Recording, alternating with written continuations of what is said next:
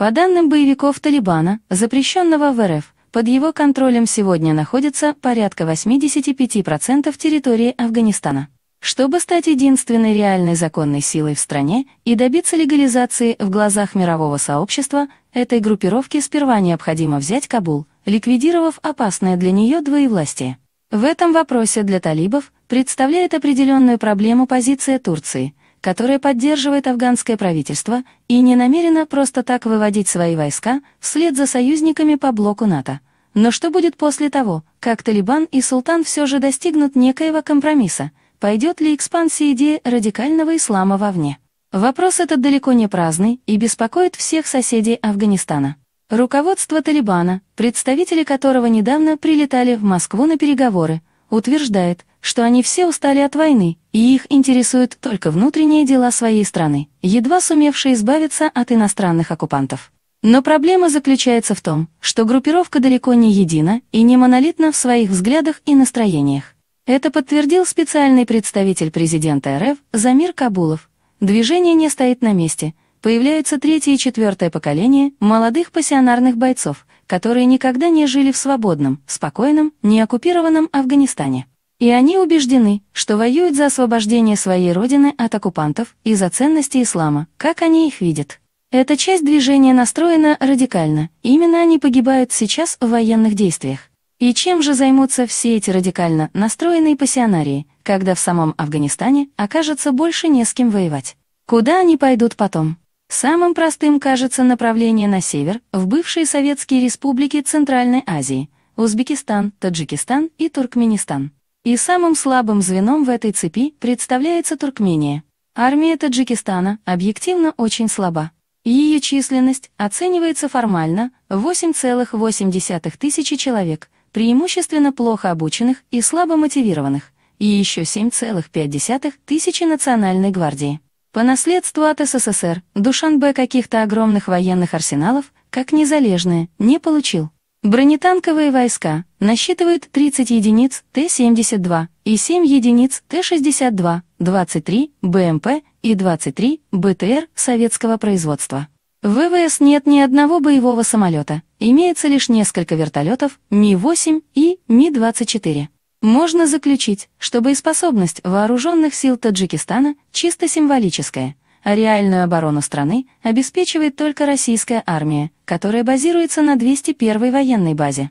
Единственной гарантией безопасности Душанбе от возможной экспансии боевиков Талибана является членство в ОДКБ.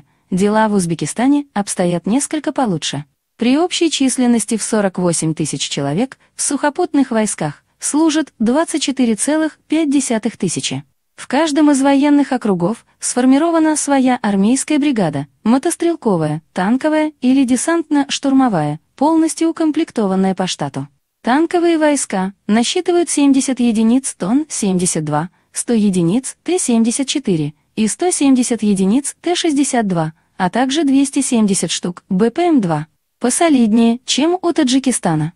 Кроме того, Ташкент располагает своими ВВС, включающими эскадрилью МиГ-29-29А, эскадрилью Су-27-27А, бомбардировочный авиаполк Су-24, две штурмовые эскадрильи Су-25-25БМ, транспортную эскадрилью Ан-24, Си-295W и Ту-134, а также две вертолетных бригады Ми-24, Ми-26, Ми-8. На постсоветском пространстве армия Узбекистана находится на 4-м месте по мощи после РФ, Украины и Белоруссии, поэтому ему есть чем встретить талибов. Отметим, что эта страна в настоящее время членом ОДКБ не является. Несмотря на это, Москва готова оказать помощь обеим центральноазиатским республикам. Совместно с Таджикистаном и Узбекистаном российские войска готовятся провести масштабные военные учения на границе с Афганистаном, имеющие целью ликвидацию бандформирований и обеспечение территориальной целостности. Для борьбы против наземных целей направлено звено штурмовиков Су-25. Такой жирный намек руководству Талибана. И что же тогда остается на долю молодых да дерзких религиозных экстремистов? Правильно, Туркменистан, самая закрытая из бывших советских национальных республик. Эта страна, не являющаяся членом ОДКБ, в определенном смысле, сама стала заложницей своего нейтрального статуса.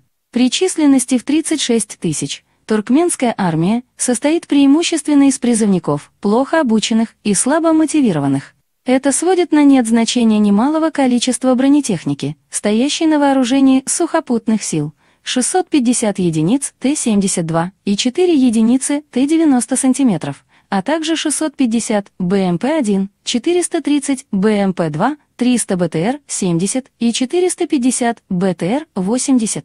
Судя по тому, что Ашхабад укреплял в основном ВВС и ВМС, поскольку его больше интересовало закрепление на Каспийском море, богатым природными ресурсами. Авиация Туркменистана представлена возрастными советскими самолетами, а военный флот — патрульными и ракетными катерами. 5 лет назад, на фоне успехов вооруженных группировок исламистов в соседнем Афганистане, Таджикистан и Туркменистан уже проводили на границе показательные военно-тактические учения.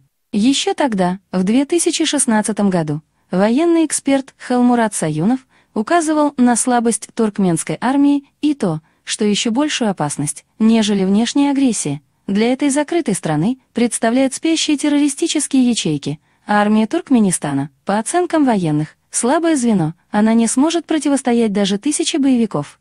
Ведь внутри Туркменистана тоже уже созданы сети, ячейки подпольных исламистов, которые ждут своего часа. Можно предположить, что наиболее вероятным направлением для религиозных экстремистов будет соседняя богатая газом и имеющая выход на Каспий, но притом слабая Туркмения, из всех бывших советских республик, максимально отдалившаяся от России.